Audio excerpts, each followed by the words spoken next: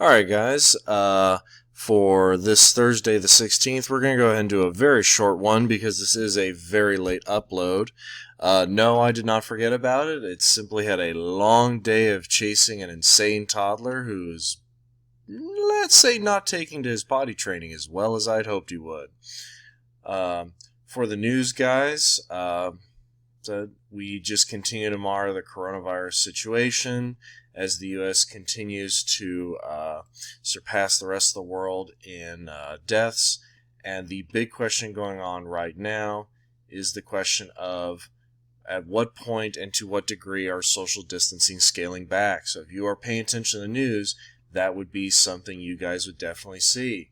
Alright, two quick things for you guys to help combat boredom. In general, one service I've been using a lot is Disney Plus. Now, unlike all the other stuff, guys, this one's a recurring subscription, so obviously this is a different situation from the other things, the one-time purchases. But I will tell you, as someone with a small child running around the house, if you can get it, Disney Plus is a fantastic service, and my son has discovered he loves the Cars series. On a little more historical note, for my World History kids especially, there's an early access game that one of my buddies is mostly playing right now since he's pretty much out of work at the moment, called Mountain Blade 2 Bannerlord. And it's in early access, meaning it's still being worked on. It is a full-price system. But this is a battlefield simulator.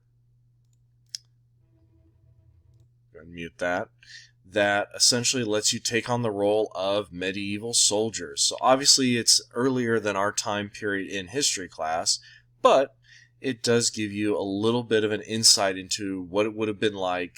I've seen some videos and playthroughs by other historians that say that what it really does a great job is simulating just the pure chaos that was a battlefield prior to the modern era.